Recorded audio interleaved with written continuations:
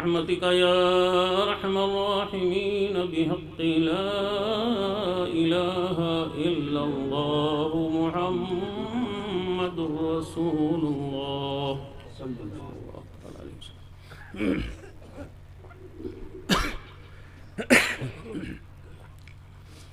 نحمده ونصلي ونسلم على حبيبه الكريم. أما بعد فأعوذ بالله من الشيطان الرجيم. بسم الله الرحمن الرحيم.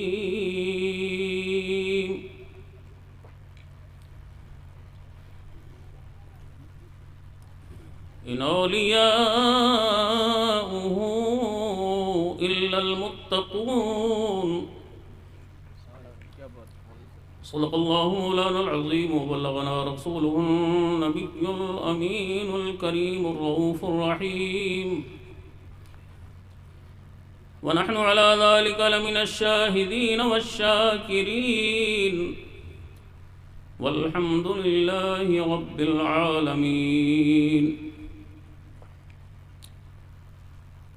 جذبات محبت سے سرشار ہو کر کونین کے مالک و مختار نبی کی مقدس بارگاہ عظمت و رحمت میں بلند آواز سے درود پاک پیش فرمائیے. اللہم صلی علی سیدنا مولانا محمد وعلی آل سیدنا مولانا محمد مبارک وسلم. صلاۃ و سلاما دائما علیک یا نبی اللہ، صلاۃ و سلاما دائما علیک یا حبیب اللہ صلی اللہ تعالی علیہ وسلم.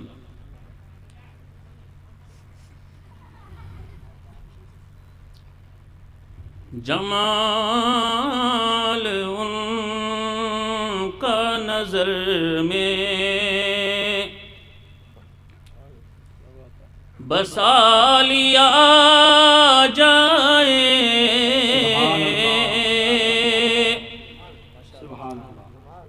جمال ان کا نظر میں بسا لیا جائے، دل و نظر کو مدینہ بنا لیا جائے، دل و نظر کو مدینہ بنا لیا جائے. نبی کون مکان کی حسین محفل میں، نبی کون مکان کی حسین محفل میں درود پڑھ کے مقدر سجا لیا جائے، درود پڑھ کے مقدر سجا لیا جائے. یوں درود پڑھنا اور ہوتا ہے، اور جذبات محبت میں مچل کے مدینے والے کا تصور کر کے دل لگا کے درود پڑھنے کی بات کچھ اور ہوتی ہے. حدیث پاک کا مفہوم ہے، اللہ کے حبیب علیہ السلام ارشاد فرماتے ہیں: اسمع صلاۃ اہل محبتی واعرفهم. جو لوگ محبت میں مچل کر میری بارگاہ میں درود پڑھا کرتے ہیں، سرکار فرماتے ہیں میں ان کا درود خود سنتا بھی ہوں اور ان کو پہچانتا بھی ہوں. سبحان اللہ، سبحان اللہ. جو محبت سے درود پڑھتے ہیں سرکار ان کا درود ڈائریکٹ سنتے ہیں، اور باقی لوگوں کا درود فرشتے پہنچاتے ہیں. زور سے کہہ دو سبحان اللہ. درود سب پہنچتا ہے. کچھ وہ ہوتا ہے جو فرشتے لے جا کے پہنچاتے ہیں، اور کچھ وہ ہوتا ہے جس کو سرکار خود سنتے ہیں. جہاں دلوں کا کنیکشن جڑتا ہے نا وہاں سرکار خود سنتے ہیں سبحان اللہ۔ تو پورا مجمع جی لگا کہ اپنے نبی کی بارگاہ میں دل کی اتھاہ گہرائیوں سے درود پاک پیش کرے۔ پھر سے پڑھیے اللہم صلی علی سیدنا مولانا محمد وعلی آل سیدنا مولانا محمد مبارک وسلم صلاۃ و سلاما دائما علیک یا نبی اللہ، صلاۃ و سلاما دائما علیک یا حبیب اللہ صلی اللہ تعالی علیہ وسلم۔ بہت بڑی سعادت ہے کہ ہم اور آپ ماہ رمضان کی اس مقدس رات میں اللہ کے محبوبین کا ذکر جمیل کرنے اور سننے کے لیے یکجا ہوئے۔ وہ بڑے خوش نصیب لوگ ہیں جو ان پاک محفلوں کو سجاتے ہیں، ان میں حصہ لیتے ہیں، محنتیں کرتے ہیں، تعاون کرتے ہیں۔ اللہ سب کے حصوں کو قبول فرمائے اور زیادہ سے زیادہ ہم سب کو بڑھ چڑھ کے حصہ لینے کی توفیق بھی عطا فرمائے۔ چونکہ محفل سرکار کی ہے، اللہ کے محبوبوں کی ہے، سرکار کے چہیتوں کی محفل ہے، پیچھے مت ہٹیے کبھی بھی۔ جتنا حصہ لیجئے اتنی خوش نصیبی۔ پیسہ اللہ نے سب کو دیا ہے، لیکن وہ پیسہ جو اللہ کی راہ میں لگ جاتا ہے وہ بہت قیمتی ہوتا ہے۔ نیک کاموں میں، ذکر کی محفلوں میں، غریبوں کی مدد میں، خیر و خیرات میں، اچھے کاموں میں جو پیسہ لگ گیا بہت قیمتی۔ یہ میں نہیں بول رہا ہوں، یہ قرآن بول رہا ہے۔ چلیے رب کے مقدس کلام کی طرف چلتے ہیں، ذکر آ گیا تو سنی لیجئے۔ پروردگار کائنات نے قرآن حکیم میں اعلان فرمایا، مثل الذین ينفقون اموالهم فی سبیل اللہ کمثل حبۃ انبتت سبع سنابل۔ جو لوگ اللہ کی راہ میں اپنی دولت خرچ کرتے ہیں، جو لوگ نیک کاموں میں اپنا پیسہ خرچ کرتے ہیں، ان کی مثال قرآن دے رہا ہے۔ رب فرماتا ہے ان کی مثال اس دانے کی طرح ہے جو دانہ زمین میں ڈالا گیا۔ آپ لوگ کاشتکار ہیں، دانہ زمین میں ڈالتے ہیں تب فصل اگتی ہے۔ قرآن فرماتا ہے رب ذوالجلال کا مقدس ارشاد ہے، اس دانے کو لے لو، ایک دانہ زمین میں ڈالا گیا اور اس ایک دانے سے ایک بالی نکلی، ایک پودا نکلا، اس دانے سے ایک پودا نکلا۔ اس ایک پودے میں 7 بالیاں لگی، 7 سنابل، 7 بالی۔ ایک پودا نکلتا ہے تو اس میں کچھ بالیاں ہوتی ہیں۔ فی کل سنبلۃ 100 حبہ، اور ہر بالی میں 100 دانے لگے۔ ایک پودا، ایک دانہ تھا، ایک پودا نکلا، 7 بالی لگی، ہر بالی میں 100 دانے آئے، ایک دانے سے 700 دانے پیدا ہو گئے۔ رب کی رحمت مثال دے کر سمجھا رہی ہے، اے میرے محبوب کے چاہنے والوں، اگر تم نے اللہ کی راہ میں ایک پیسہ خرچ کیا اس دانے کی طرح جسے ایک دانے سے 700 دانے پیدا ہو گئے، تم نے ایک پیسہ اللہ کی راہ میں خرچ کیا، پروردگار کائنات اس کی برکت سے تمہیں 700 نیکیاں عطا فرماتا ہے۔ سبحان اللہ، سبحان اللہ۔ میں نہیں بول رہا ہوں، قرآن بول رہا ہے۔ بے شک، سبحان اللہ۔ ایک دانے سے 700 دانے تو ایک پیسے سے 700 نیکیاں۔ اور ایسا نہیں کہ لاسٹ لمٹ ہوئی ہے، نہیں، اور آگے بڑھیے۔ واللہ یضاعف لمن یشاء، اور اللہ جس کے لیے چاہتا ہے اس 700 کو کئی گنا بڑھا دیتا ہے۔ سبحان اللہ۔ کسی کو ایک نیکی کے بدلے، ایک پیسے کے بدلے اللہ 1400 نیکی دیتا ہے۔ ایک بار ڈبل کیا تو کتنا ہوا؟ 700 کا 1400۔ کسی کو اللہ 2100 دیتا ہے، کسی کو 2800 دیتا ہے۔ جتنا خلوص بڑھتا جاتا ہے اللہ کا انعام بھی اتنا ہی بڑھتا جاتا ہے۔ تو نیکیوں کی راہ میں خرچ کرنے سے پیچھے مت ہٹیے گا۔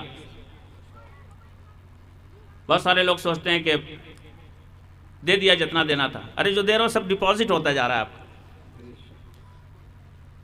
اللہ کے حبیب علیہ السلام ایک حدیث پاک میں ارشاد فرماتے ہیں، قیامت کے دن دنیا میں انسان نے جو چھوٹی سی مالی نیکی کی ہوگی، 5 روپے دیا ہوگا مسجد میں، 5 روپے دیے ہوں گے اللہ کی راہ میں، کسی مدرسے کی مدد کی ہوگی، کسی نیک کام میں حصہ لیا ہوگا، جب وہ معمولی سی رقم قیامت کے دن بندے کو پہاڑوں کے برابر ثواب کی شکل میں ملے گی، سرکار فرماتے ہیں اس وقت بندہ احساس کرے گا اور سوچے گا میں نے چھوٹی سی رقم دی تھی، آج پہاڑوں کے برابر ثواب مل رہا ہے، کاش میں نے دنیا میں ساری رقم اللہ کی راہ میں لٹا دی ہوتی تو آج میں کتنا مالدار ہوتا۔ قیامت میں افسوس کرے گا آدمی، کیونکہ وہاں تو پیسہ ہوگا نہیں، پیسہ تو سب چھوڑ کے چلے گیا، جو اللہ کی راہ میں خرچ کیا وہ ملے گا وہاں۔ تو جتنا ہو سکے نیکی کی راہوں میں خرچ کیجئے، یہ سارا فکس ڈپازٹ ہو رہا ہے آپ کا، قیامت کے دن بڑی نیکیوں کی شکل میں ملے گا، پہاڑوں کے برابر ثواب کی شکل میں چھوٹی چھوٹی مالی نیکیاں ملیں گی۔ اللہ ہم سب کے حصوں کو قبول فرمائے اور زیادہ سے زیادہ نیک کاموں میں بڑھ چڑھ کر حصہ لینے کی توفیق عطا فرمائے۔ یہ سرکار کی بزم ہے، سرکار کے چہیتوں کی بزم ہے، عرس کی نورانی محفل ہے۔ محبتوں کے ساتھ کھیڑلا کے ہمارے محبین اس گناہگار کو یاد کرتے ہیں، انفاس بھائی نے ان کا وکیل بن کے مجھ گناہگار کو دعوت دی، میں پھر آپ کی بزم نور میں حاضر ہوا۔ اللہ آپ کی محبتوں کو قبول فرمائے اور بزرگوں کے بالخصوص حضور پیر و مرشد کے فیضان سے ہم سب کو مالا مال فرمائے، صاحب عرس کے فیضان سے مالا مال فرمائے۔ آئیے جن کے صدقے میں سب کچھ ملا، رمضان ملا، قرآن ملا، ولیوں کی یہ جماعت ملی، وہ مدینے والے سرکار ہیں۔ چند اشعار نعت پاک کے، پھر اس کے بعد میں آگے بڑھوں گا۔ علماء کرام کا ایک نورانی قافلہ منبر نور کی زینت ہے۔ حضرت علامہ مولانا مصطفیٰ رضا صاحب فنکار آدمی ہیں، کئی فنون کے اکیلے مالک ہیں، بہترین نقابت، شاندار خطابت، اور ہمارے علماء جو ذرہ جس جگہ ہے وہیں آفتاب ہے، سب کی دینی خدمات ہے، اللہ سب کی خدمات کو شرف قبولیت سے مشرف فرمائے، سب کے علم و فضل میں بے پناہ برکتیں دے۔ آئیے چند اشعار سرکار کی بارگاہ میں، پھر ہم آپ کو آگے لے چلیں گے، سنیں گے آپ، زندگی کے ساتھ سنیں گے۔ ماہ رمضان میں نیکیاں بڑھ جاتی ہیں، ماہ رمضان میں ابھی جو ہم نے ثواب سنایا قرآن پاک کی روشنی میں، ایک پیسے کے بدلے 700 نیکی، وہ تو عام دنوں کی ہے، رمضان المبارک میں یہی نیکی بہت بڑھ جاتی ہے۔ حدیث پاک میں رمضان کی مقدس برکتوں میں سے ایک برکت ہے، اللہ اس میں نیکیوں کا ثواب بہت بڑا دیتا ہے، نفل کا ثواب فرض کے برابر، نفل کا ثواب فرض کے برابر۔ آپ نہیں سمجھ پائیں گے نفل اور فرض میں فرق کتنا ہے، میں آپ کو ایک حدیث پاک سنا دیتا ہوں تب سمجھ میں آئے گا۔ آقا کون مکان علیہ الصلوۃ والسلام ارشاد فرماتے قیامت کے دن ایک رکعت فرض کی جگہ بھرنے کے لیے 500 رکعت نفل نماز لائی جائے گی، تب بھی یہ 500 رکعت نفل نماز ایک رکعت فرض کی جگہ نہیں بھر پائے گی۔ نفل کا ثواب اپنی جگہ ہے، بہت ہے، لیکن فرض کا ثواب اس سے 500 گنا سے بھی زیادہ ہے۔ مطلب عام دنوں میں رمضان، عام دنوں میں اگر آپ ایک نیکی کرتے ہیں اس کا ثواب جتنا آپ کو عام دنوں میں ملتا ہے، پروردگار کائنات اس ایک نیکی کا ثواب رمضان کے مہینے میں تقریباً 500 گنا بڑھا دیتا ہے۔ تو عام دنوں میں آپ 1 پیسہ خرچ کر رہے تھے، 700 مل رہی تھی، اس کو 500 گنا کر دیجئے، کتنا ہوگا؟ سبحان اللہ۔ اللہ کے خزانے میں کمی نہیں، اس کی رحمتیں صرف بہانہ تلاش کرتی۔ تو اللہ ہمیں توفیق دے کہ ہم زیادہ سے زیادہ نیکیاں اس ماہ مقدس میں سمیٹنے کی کوشش کریں۔ چلیے مقصد کی طرف ہم آتے ہیں، سرکار کی مقدس بارگاہ رحمت میں چند اشعار۔ بگڑیاں سب کی بناتے ہیں مدینے والے، سبحان اللہ، سبحان اللہ، ذرا محبت سے سبحان اللہ۔ بگڑیاں سب کی بناتے ہیں مدینے والے، مائک والے تھوڑا سا ایکو بڑھا دیں گے، سپورٹ ملتا ہے، بیس بند کر دیں، بہت اچھا مائک آپ کا۔ بگڑیاں سب کی بناتے ہیں مدینے والے،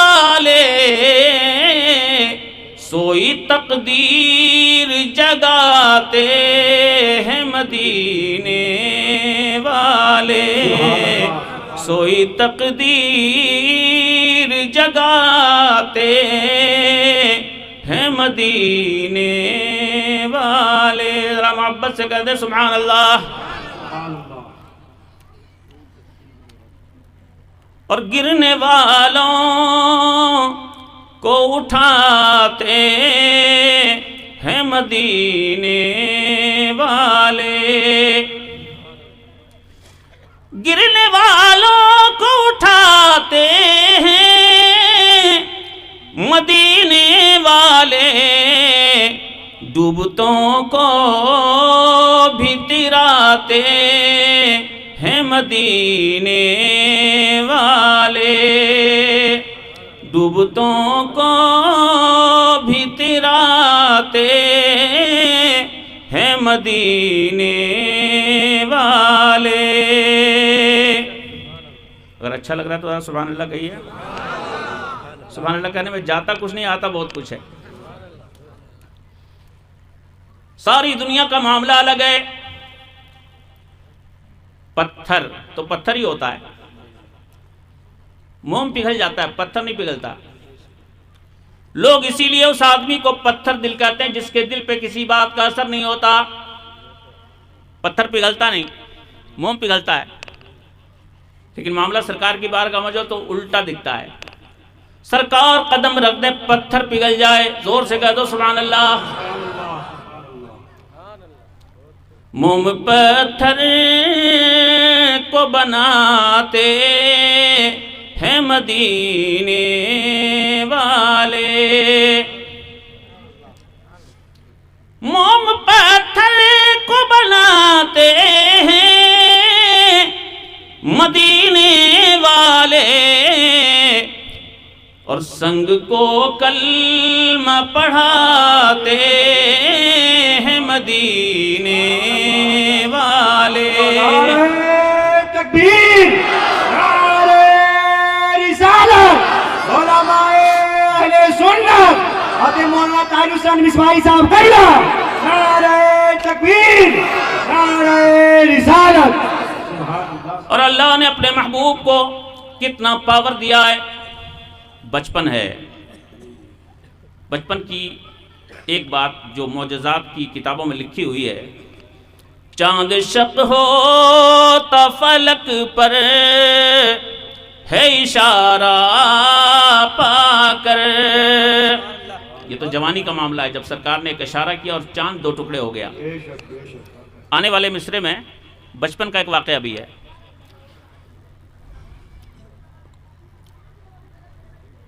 اچھا پہلے اس میں شعر کو سن لے پھر آگے بڑھتے ہیں۔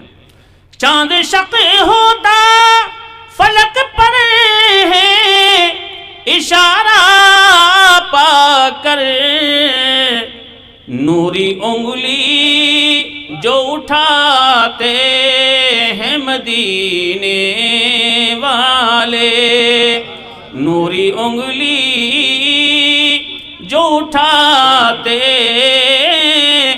ہیں مدینے والے۔ اعلیٰ حضرت فرماتے ہیں ہم لوگ اپنے بچوں کو چھوٹا چھوٹا کھلونا دیتے ہیں، لیکن اللہ کے محبوب نوری ہیں تو اللہ نے نوری کھلونا دیا۔ میرے سرکار کا کھلونا کیا ہے؟ چاند جھک جاتا جدھر انگلی اٹھاتے مہد میں، چاند جھک جاتا جدھر انگلی اٹھاتے مہد میں، کیا ہی چلتا تھا اشاروں پر کھلونا نور کا۔ مصطفیٰ جدھر اشارہ فرماتے چاند ادھر چلا جاتا۔ بڑی عزتیں بخشی اللہ نے اپنے محبوب کو، جو سمجھ جائے وہ ایمان والا ہو جاتا ہے، جو نہیں سمجھ پاتا وہ کلمہ پڑھ کے بھی بے ایمان رہتا ہے۔ اور ذکر آیا تھا ابھی علی کا، جواب نہیں علی کا، علی کی تو بات ہی الگ ہے، انشاءاللہ ذکر آئے گا تو بتاؤں گا۔ ایک موقع آیا تھا میدان صحابہ میں، اس کی طرف اشارہ کیا ہے شاعر نے۔ ڈوبا سورج بھی خوشی سے یہ پلٹ کر بولا،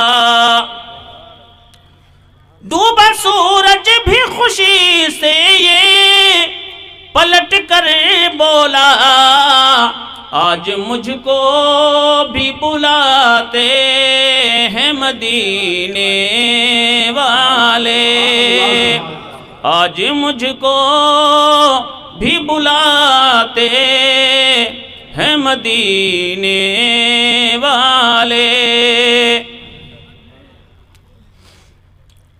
اور جن کا پرسان نہیں کوئی زمانے بھر میں،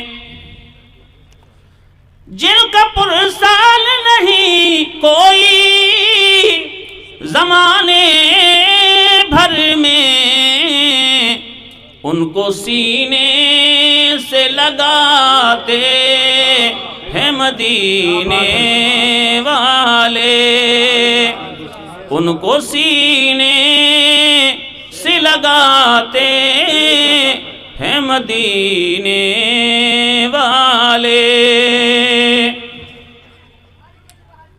اور مقطع سماعت کر لیں،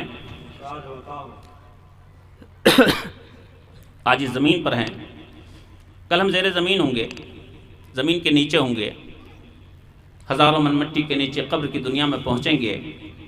اللہ ہم سب کو ایمان کی موت نصیب فرمائے۔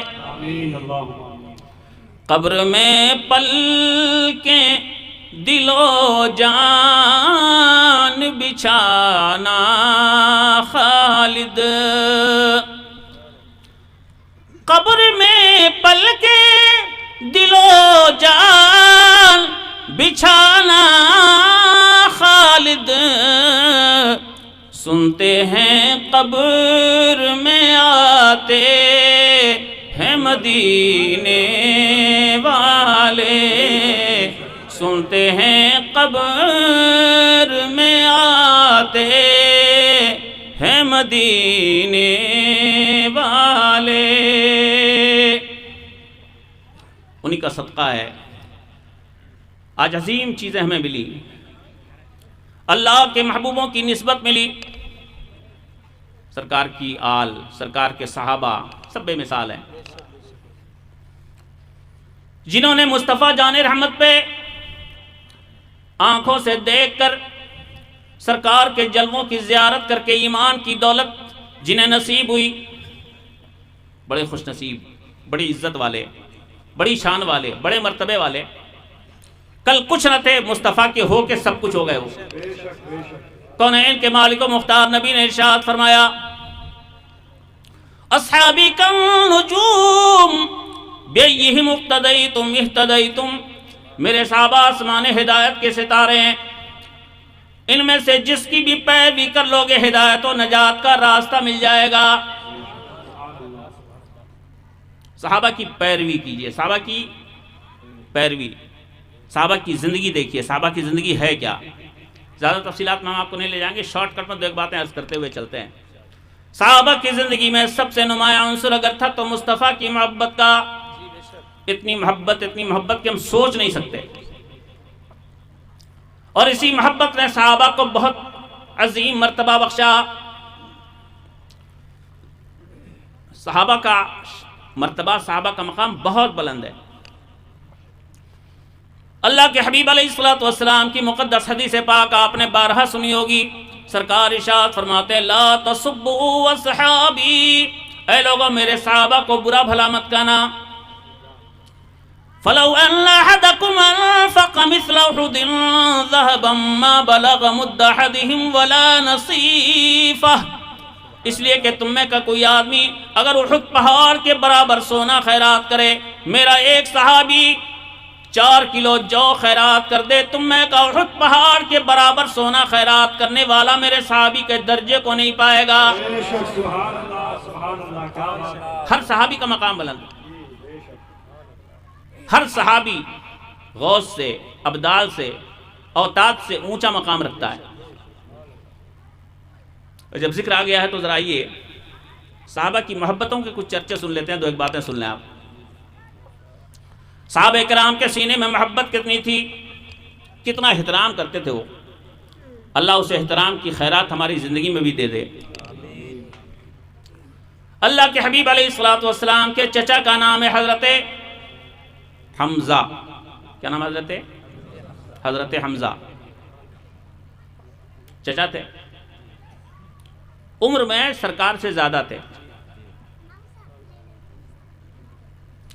لیکن دیکھنے میں سمجھ میں نہیں آتا تھا. بعض لوگوں کی کاٹھی بڑی اچھی ہوتی ہے. ایک صحابی نے حضرت حمزہ سے پوچھا انت اکبر ام رسول اللہ، اے سرکار کے چچا حضرت حمزہ آپ بڑے ہیں کہ سرکار بڑے ہیں؟ کیا پوچھا؟ آپ بڑے ہیں کہ سرکار بڑے ہیں؟ عمر کے حساب سے پوچھا آپ بڑے ہیں کہ سرکار بڑے ہیں؟ دیکھنے میں نہیں سمجھ میں آتا تو ڈائریکٹ پوچھا کہ عمر آپ کی زیادہ ہے کہ سرکار کی؟ آپ ارشاد فرماتے ہوا اکبر وانا اسن، بڑے تو سرکار ہی ہیں، میری تھوڑی سی عمر سرکار سے زیادہ ہے. ذرا دور سے کہا دو سبحان اللہ. سمجھ رہے ہیں آپ؟ ادب کا انداز دیکھیے. یہ نہیں بول رہے کہ میں بڑا ہوں. اتنے علماء کرام موجود ہیں، آپ پوچھیے اگر وہ کہہ دیتے میں بڑا ہوں تو کیا گناہ ہو جاتا؟ عمر کے حساب سے سوال تھا، عمر کے حساب سے جواب تھا. لیکن یہ ادب ہے. فرماتے بڑے بڑے تو سرکار ہی ہے، میری عمر تھوڑی سی زیادہ ہے. ذرا زور سے کہہ دو سبحان اللہ. ادب دیکھو. محبت صحابہ کے دل میں کتنی تھی کہ زبان سے یہ نہیں بولنا چاہتے تھے کہ میں عمر میں بڑا ہوں. بڑے تو سرکار ہی ہیں، میری عمر تھوڑی سی زیادہ ہے. اللہ اکبر اللہ. جس کی محبت جتنی بلند ہوتی گئی اس کا درجہ اتنا بلند ہوتا گیا. ہر جمعے کے خطبے میں ہم اور آپ سنتے ہیں نبیوں کے بعد دنیا میں سب سے اونچا مقام کن کا ہے؟ حضرت ابو بکر صدیق کا. من جملہ بعض فضیلتوں میں حضرت علی بھی آگے ہیں، ٹھیک ہے نا، لیکن من جملہ ساری امت میں نبیوں کے بعد سب سے اونچا مقام کن کا؟ حضرت ابو بکر صدیق کا. افضل الناس بعد البشر بعد الانبیاء بالتحقیق. افضل الناس افضل البشر بعد الانبیاء، نبیوں کے بعد سارے انسانوں میں سارے بشر میں سب سے اونچا مقام حضرت ابو بکر صدیق کا. جانتے ہو کیوں؟ اس لیے کہ ابو بکر صدیق نے مصطفیٰ کی محبت میں اپنا سب کچھ لٹا دیا. یہ میں نہیں بول رہا ہوں، خود سرکار نے ارشاد فرمایا.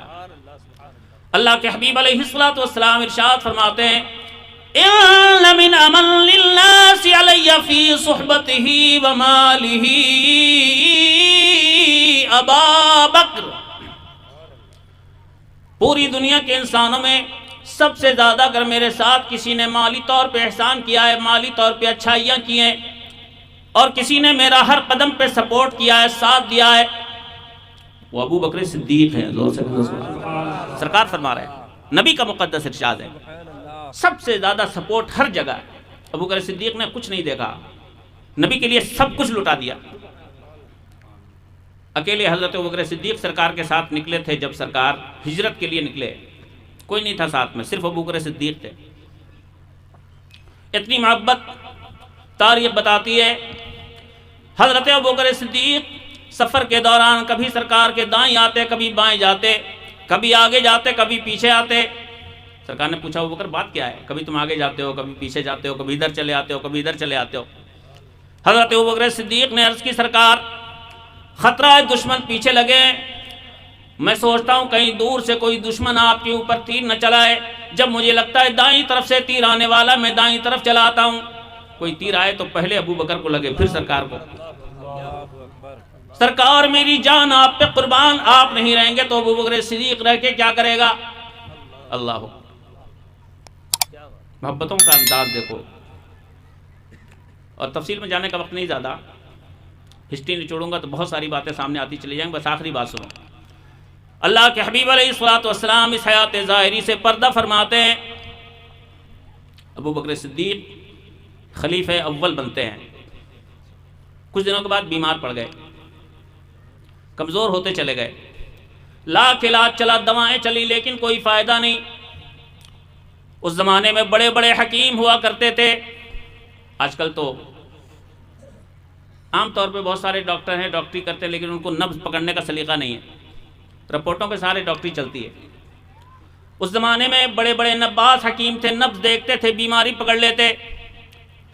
بہت سارے حکیم پیشاب دیکھتے تھے، قارورہ، صبح کا پہلا پیشاب لے کے آؤ، صرف پیشاب دیکھتے تھے، بیماری پکڑ لیتے تھے. بیماری کیا ہے؟ حضرت ابوبکر صدیق کے زمانے میں خازق حکیم مدینے میں موجود تھا. لوگوں نے جا کے کہا کہ خلیفہ اول امیر المومنین ابوبکر صدیق بیمار ہیں، ٹھیک نہیں ہو رہے ہیں، فائدہ نہیں ہو رہا ہے علاج سے. تو انہوں نے کہا جاؤ پیشاب کی شیشی لے کے آؤ، بتاتا ہوں، دیکھتا ہوں کیا بیماری ہے. صبح پیشاب کی شیشی لے کے لوگ پہنچے. حکیم نے پیشاب کی شیشی دیکھی اور کہا انہیں محبت کی بیماری ہے اور ان کا محبوب ان سے جدا ہو گیا ہے. انہیں کون سی بیماری ہے؟ محبوب جدا ہو گیا ہے، کوئی علاج دنیا میں نہیں. سرکار جدا ہو گئے تھے جن سے سب سے زیادہ محبت کرتے تھے ابوبکر صدیق. ذرا زور سے کہہ دو سبحان اللہ. کوئی علاج نہیں اس کا. اور سچ یہ ہے کہ محبت کی بیماری کا کوئی علاج ہے بھی نہیں. لاسٹ میں جب حضرت ابوبکر صدیق پردہ فرمانے لگتے ہیں تو تاریخ میں آتا ہے حضرت ابوبکر صدیق نے صحابہ سے ارشاد فرمایا، اے میرے صحابہ، میں دنیا سے رخصت ہونے والا ہوں. جب میری موت ہو جائے کفن پہنانا، میرا جنازہ سرکار کے حجرے کے سامنے لے جا کے رکھ دینا. سرکار کے حجرے کی کنڈی لگی رہتی تھی اس زمانے میں، کوئی بہت زیادہ پروسیجر تو تھا نہیں، پر دروازہ تھا، کنڈی لگی رہتی تھی باہر سے. اندر سرکار کا حجرہ نور، سرکار کا مزار پر انوار. حضرت ابوبکر صدیق نے ارشاد فرمایا میرا جنازہ لے جا کے سرکار کے روضے کے سامنے دروازے کے پاس رکھ دینا اور عرض کرنا سرکار آپ کا غلام ابوبکر صدیق آپ کی بارگاہ میں حاضر ہے. عرض کرنا اگر دروازہ خود بخود کھل جائے تو مجھے سرکار کے بغل میں دفن کر دینا، یہ اجازت ہوگی. زور سے کہہ دو سبحان اللہ. اور اگر دروازہ نہیں کھلے سیدھے مجھے جنت البقیع کے کسی کونے میں دفن کر دینا. آگے بڑھنے سے پہلے ابوبکر صدیق کا ایمان دیکھو. ابوبکر صدیق جانتے ہیں کہ میرے سرکار آج بھی سنتے ہیں. زور سے کہہ دو سبحان اللہ. باہر سے کھڑے ہو کے صرف اتنا بولنا کہ سرکار آپ کا غلام حاضر ہے.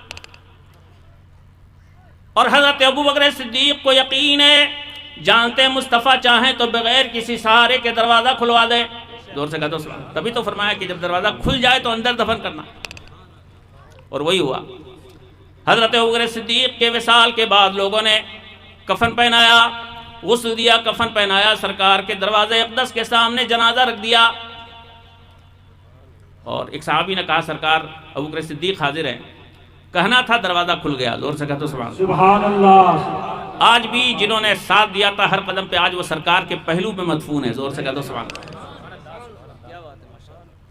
اس محبت کا نتیجہ جن کے پیشاب کے قطرے بتاتے ہو کہ کتنی محبت ہے سرکار سے. زور سے کہتے سبحان اللہ. اس محبت کا نتیجہ اللہ نے کتنا بڑا انعام دیا. سارے نبیوں کے بعد سب سے اونچا مقام ابوبکر صدیق کا. زور سے کہتے سبحان اللہ. یہ محبت کی برکت ہے. اور اس محبت نے کہاں سے کہاں پہنچایا صحابہ کو. ہر صحابی بے مثال ہے. کیا مقام تھا ان کا. حضور نظمی میاں کا ایک شعر یاد آ رہا ہے، وہ چار عین عتیق عمر علی عثمان. عتیق حضرت ابوبکر صدیق کو کہتے ہیں. عتیق کے معنی جہنم سے آزاد. زور سے کہہ دو سبحان اللہ. ابوبکر صدیق ان خوش نصیبوں میں سے جن کو سرکار نے دنیا ہی میں جنت کی بشارت عطا فرمائی. اسی لیے حضرت ابوبکر صدیق کا ایک لقب عتیق بھی ہے. عتیق کے معنی جہنم سے آزاد. وہ چار عین عتیق عمر علی عثمان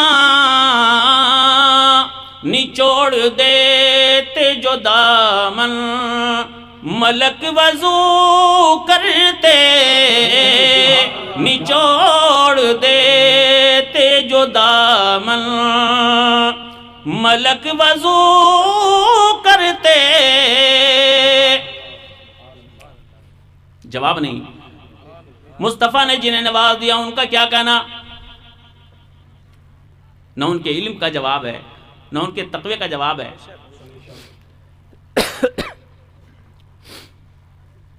سب کا علم بے مثال ہے. جو نبی سے قریب ہے نا، مصطفیٰ کے خزانے علم سے سب کو کچھ نہ کچھ ملا ہے. زور سے کہہ دو سبحان اللہ. حضرت ابوبکر صدیق جب وصال فرمانے لگے، آپ نے ارشاد فرمایا میری بیوی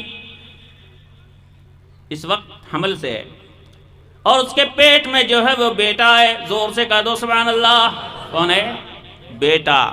ابھی پیدا نہیں ہوا، ابھی سے ابوبکر صدیق جانتے ہیں. ذرا زور سے بول دو سبحان اللہ. بہت خوب ماشاءاللہ. ارے ہر ایک بے مثال ہے یار. ایک ایک کی ہسٹری گناؤں تو پوری تقریر ہو جائے گی. آگے بڑھو. دوسرے خلیفہ حضرت عمر فاروق. زور سے کہہ دو سبحان اللہ. سرکار ارشاد فرماتے لو کان نبی بعدی لکان عمر. میرے بعد اگر کوئی نبی ہونا دنیا میں اللہ نے ممکن فرمایا ہوتا تو نبوت کا مقام عمر فاروق کو ملا ہوتا. عمر جواب نہیں ان کی شان ولایت کا بھی، ان کی شان عدالت کا بھی. چھوٹا چھوٹا سا ذکر کرتا چلوں تاکہ سب کا ذکر ہو جائے. اللہ اکبر. دراصل ایک واقعہ سنیے، ایمان روشن ہو جائے گا. زمانہ حضرت علی مرتضیٰ کا ہے. کن کا زمانہ ہے؟ علی کا زمانہ ہے. حضرت علی مرتضیٰ رضی اللہ تعالیٰ عنہ مشکل کشا فاتح خیبر، داماد رسول. ولایت جن کے گھر کی باندھی ہے، ولایت علی کے گھر سے تقسیم ہوتی ہے. زور سے کہہ دو سبحان اللہ. ٹھیک ہے نا؟ جانتے ہو علی کا مقام، انشاءاللہ ذکر آئے گا تو میں بتاؤں گا. لیکن پہلے ایک واقعہ سنیں عمر کی شان کے بارے میں. حضرت علی مرتضیٰ کا زمانہ خلافت ہے. آپ بستر پہ آرام کی نیند سو رہے ہیں. خواب میں دیکھتے ہیں حضرت عمر فاروق کا دور خلافت. تھوڑا سا بولنے میں غلطی ہو گئی. دور خلافت کن کا ہے؟ حضرت عمر فاروق کا. اور حضرت علی اپنے گھر میں سو رہے ہیں. دھیان سے سنیے گا. خلافت کن کی چل رہی ہے؟ حضرت عمر کی. حضرت علی مرتضیٰ اپنے گھر کے بستر پہ آرام فرما رہے ہیں. اچانک خواب میں دیکھتے ہیں فجر کی اذان ہو رہی ہے. یہ سپنا چل رہا ہے، خواب چل رہا ہے. خواب میں دیکھا فجر کی اذان ہو رہی ہے. حضرت علی دیکھتے ہیں میں بستر سے اٹھا ہوں، میں نے وضو کیا. وضو کر کے مسجد میں پہنچا. وضو کر کے جب مسجد میں پہنچا تو نماز ہو رہی تھی. سرکار نماز پڑھا رہے تھے. خواب چل رہا ہے یہ. سرکار علیہ الصلوۃ والسلام کے پیچھے میں نے فجر کی نماز پڑھی. فجر کی نماز مکمل ہوئی. اللہ کے حبیب علیہ الصلوۃ والسلام مصلی پہ صحابہ کی طرف رخ گھما کے بیٹھ گئے. مسجد کی ایک دیوار سے سرکار نے ٹیک لگا لی. صحابہ کو کچھ نصیحت فرمانے لگے. اچانک مسجد کے دروازے پہ ایک عورت آئی کھجوروں کا طبق لیے ہوئے. اس نے مسجد کے اندر کھجور بھجوائے. سرکار نے اپنے ہاتھوں سے سارے صحابہ کو تقسیم کیا. حضرت علی فرماتے کھجور سرکار نے مجھ کو بھی دی. میں نے وہ کھجور اٹھائی، منہ میں رکھ لی. اچانک آنکھ کھل گئی تو دیکھا کھجور کی مٹھاس اب بھی منہ میں موجود ہے. سبحان اللہ. یہ تو ہوا خواب. اور جب آنکھ کھل گئی تو اب تو خواب ختم ہو گیا. سمجھ رہے ہیں؟ اتنا خواب دیکھا کہ سرکار نے مسجد نبی میں مجھ کو کھجور دی 1 پیس. حضرت علی فرماتے ہیں آنکھ کھل گئی. آنکھ کھلنے کے بعد فجر کی اذان ہوئی. میں نے وضو کیا، مسجد نبوی شریف پہنچا. حضرت عمر فاروق کا زمانہ تھا. حضرت عمر فاروق امیر المومنین آئے، نماز پڑھائی. نماز پڑھا کے ٹھیک اسی جگہ بیٹھ گئے جس جگہ میں نے سرکار کو بیٹھے ہوئے دیکھا تھا. تھوڑی دیر کے بعد کھجوروں کا طبق لے کے ایک عورت مسجد میں آئی. دروازے سے اس نے کھجور کا طبق اندر بھیجوایا. حضرت عمر فاروق ایک ایک کھجور سارے صحابہ میں تقسیم فرمانے لگے. حضرت عمر فاروق نے ایک کھجور مجھ کو بھی دی. ٹھیک جو خواب میں دیکھا تھا وہی حقیقت میں دیکھ رہے ہیں.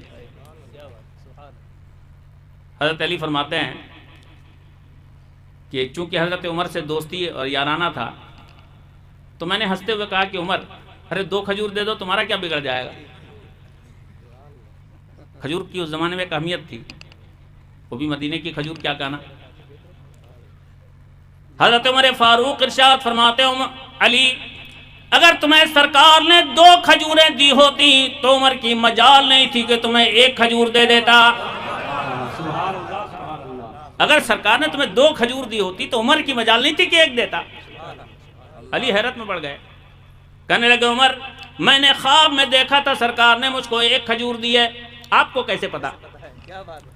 حضرت عمر فاروق ارشاد فرماتے علی تم نے سرکار کا یہ فرمان کیا نہیں سنا؟ آقا نے ارشاد فرمایا لوگو اتقوا بفراست المؤمن فإنه ينظر بنور اللہ، مومن کی بصیرت ایمانی سے ڈرو، مومن کی باطنی نگاہوں سے ڈرو، اس لیے کہ وہ اپنی آنکھوں سے نہیں دیکھتا بلکہ اللہ کے دیے ہوئے نور سے دیکھتا ہے۔ سبحان اللہ۔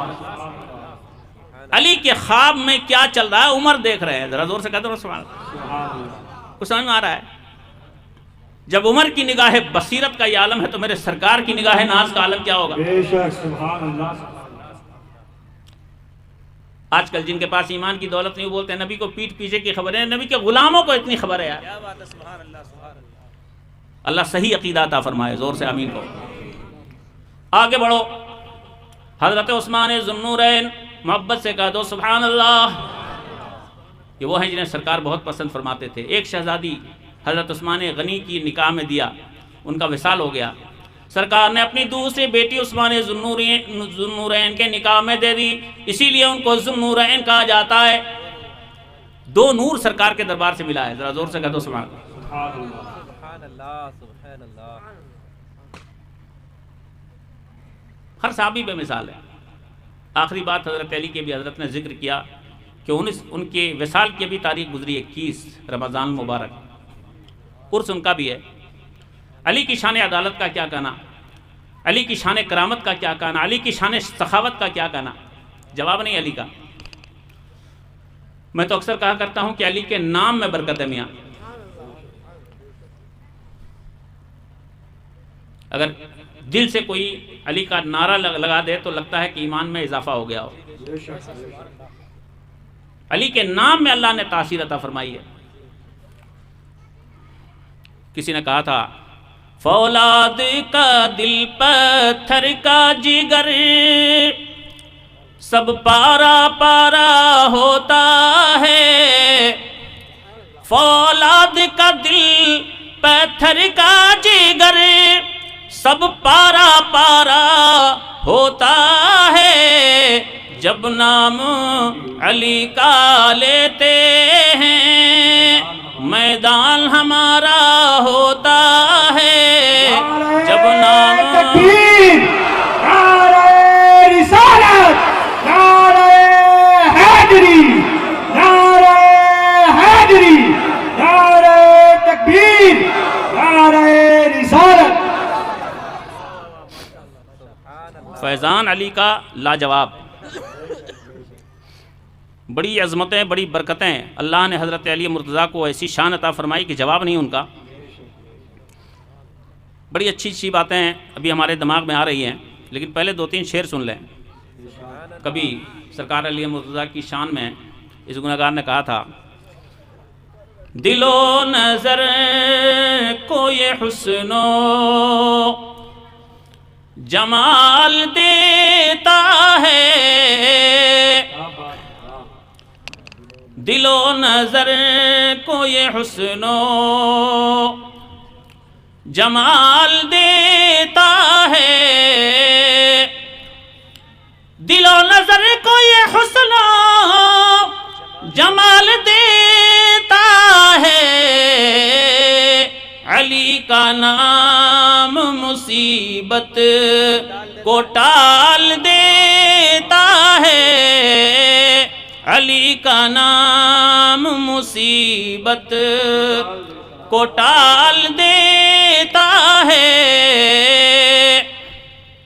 اور نام میں کتنی تاثیر ہے، جو سن لے نام سکندر بھی کانپ جاتا ہے، جو سن لے نام سکندر بھی کانپ جاتا ہے، علی کے نام سے خیبر بھی کانپ جاتا ہے، اور علی کے عزم کا سکہ ہے داستانوں میں، علی کے علم کا شہرا ہے آسمانوں میں، اور علی کے در کو شجاعت سلام کرتی ہے، علی کے در کو شجاعت سلام کرتی ہے، علی کے گھر کو شہادت سلام کرتی ہے۔ اور ابھی سال گزشتہ اس گنہگار کو بھی موقع ملا کہ علی کے روضہ نور پہ حاضری کا شرف حاصل ہوا، زور سے کہا اللہ سب کو دکھائے۔ نجف اشرف، خدا کی قسم ایسا لگتا ہے کہ نور کی برسات ہو رہی ہو۔ نجف کے نوری نظارے سلام کہتے ہیں، نجف کے نوری نظارے سلام کہتے ہیں، علی کو چاند ستارے سلام کہتے ہیں۔ ایک چھوٹا سا واقعہ حضرت علی کی حیات پاک کا سنیں، پھر ہم آگے بڑھتے ہیں، چونکہ ان کی تاریخ بھی ہے۔ اللہ نے اپنے محبوبوں کو کیسا علم عطا فرمایا، علی تو باب العلم ہے۔ ایک عجیب مقدمہ پیش ہوا حضرت علی کی بارگاہ، ایک بالکل نوجوان لڑکا، ایک ادھیڑ عمر کی عورت، دونوں کی شادی ہوئی۔ غور سے سنیے گا، لڑکا جوان ہے، عورت ادھیڑ عمر کی، دونوں کی شادی ہوئی۔ آج ہمارے ہاں بڑی عمر کی عورتوں سے شادی نہیں ہوتی، عام طور پہ لوگ اس کو معیوب سمجھتے ہیں۔ عرب کے سماج میں ایسا معیوب نہیں سمجھا جاتا تھا، عمر کا کوئی فرق نہیں مانا جاتا تھا اس زمانے میں۔ ادھیڑ عمر کی عورت سے نوجوان کی شادی ہوئی، پہلے ہی دن دونوں میں جھگڑا شروع ہو گیا، مار پیٹ کی نوبت آ گئی۔ حضرت علی کا دور خلافت ہے، پولیس پکڑ کے لے آئی، حضرت علی کی عدالت میں پیش کیا۔ حضرت علی نے سوال فرمایا، بات کیا ہے، ماجرا کیا ہے؟ لوگوں نے کہا حضور کل ہی شادی ہوئی ہے، آج دونوں کے بیچ بڑا جھگڑا ہو رہا تھا۔ آپ نے پوچھا وجہ؟ نوجوان نے کہا حضور کچھ وجہ سمجھ میں نہیں آتی، بس جھگڑا ہو گیا۔ اب اس معاملے کا تصفیہ کیسے ہوا جانتے ہو آپ؟ حیرت کرو گے۔ حضرت علی ارشاد فرماتے ہیں، تم دونوں اللہ کا شکر ادا کرو، اللہ نے تم دونوں کو گناہ سے بچا لیا۔ جھگڑا جو تمہارا ہوا نا، وہ جھگڑا گناہ سے بچنے کا ذریعہ بن گیا، اللہ کا شکر ادا کرو۔ اب دونوں حیرت میں کہ کیسا گناہ ہو سکتا ہے؟ بھائی شادی ہوئی ہے، شادی کے بعد میاں بیوی کا ملنا کوئی گناہ تو نہیں، لیکن حضرت علی فرماتے ہیں کہ اللہ کا شکر ادا کرو کہ اللہ نے تم دونوں کو گناہ سے بچا لیا۔ اب دونوں حیرت میں، سارے سامعین حیرت میں، معاملہ کیا بھائی؟ حضرت علی نے ارشاد فرمایا، یہ بات ایسی ہے کہ مجھے بتانی پڑے گی، کوئی اجرا قضا چلے گی نہیں اس میں۔ حضرت علی ارشاد فرماتے ہیں، اے عورت میں تم سے کچھ سوال کرتا ہوں، جو بھی پوچھو سب کا صحیح صحیح جواب دینا۔ عورت نے کہا ٹھیک ہے حضور، فرمایا آپ۔ حضرت علی نے ارشاد فرمایا، بہت پہلے کی بات ہے، جب تو جوان تھی،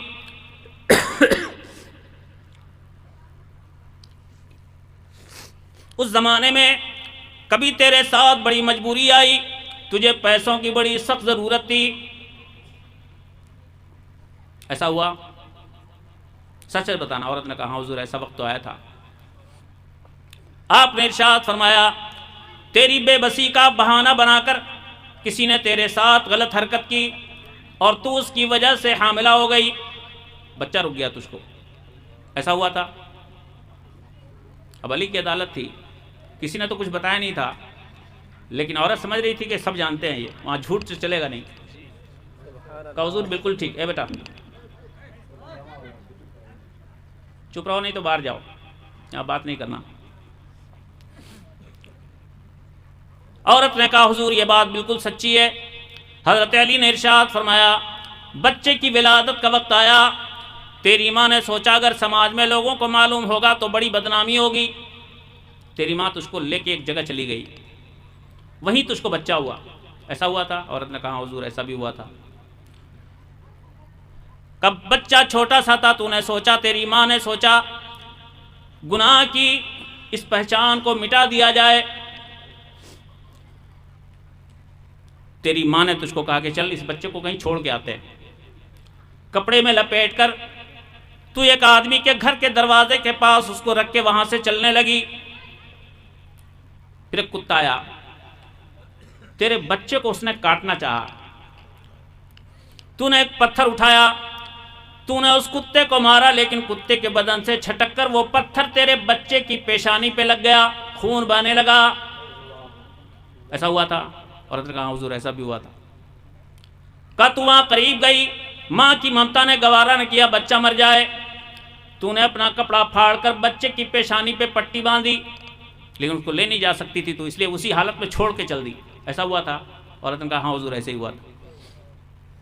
آپ نے ارشاد فرمایا دیکھ یہ نوجوان جو تیرے سامنے کھڑا ہے، اس کی پیشانی پہ وہ نشان موجود ہے جو تیرے پتھر کا لگا تھا، یہ تیرا بیٹا ہے۔ زور سے کہا دوستو، یہ کون ہے؟ تیرا بیٹا۔ آج یہ بڑا ہو گیا، تو نے جو پتھر مارا تھا کتے سے چھٹک کے لگا تھا، اس کی پیشانی پہ آج تک وہ نشان موجود ہے، تیرا بیٹا ہے۔ ماں بیٹے کا نکاح شریعت کے حساب سے منعقد ہوتا ہی نہیں، تو نے جو نکاح کیا وہ نکاح غلط تھا، انجانے میں نکاح کیا، تجھ پہ کوئی گناہ نہیں۔ اللہ کا احسان ہے کہ پروردگار کائنات نے لڑائی جھگڑے کے ذریعے سے تم دونوں کو گناہ سے بچا دیا۔ جاؤ لے جاؤ، تمہارا بیٹا ہے۔ ذرا زور سے کہہ دو سبحان اللہ۔ ایسی عدالت دیکھی آج تک؟ دنیا میں ایسی عدالت نہیں ملے گی کہ عادل منصف جو کرسی پہ بیٹھا اس کو اتنا علم ہو۔ ذرا زور سے کہہ دو سبحان اللہ۔ مصطفیٰ کے دربار کے باب العلم کا جب یہ حال ہے تو مدینۃ العلم کا کیا حال ہوگا؟ سبحان اللہ سبحان اللہ۔ آ رہی سمجھ میں؟ جو سرکار سے جڑ گئے اللہ نے ان کو اتنا نوازا کہ جواب نہیں۔ آج یہ اولیاء کرام کی جماعت جو کائنات ہستی کے چپے چپے پہ ہے، ہر جگہ سرکار کے دربار کا فیضان ہے۔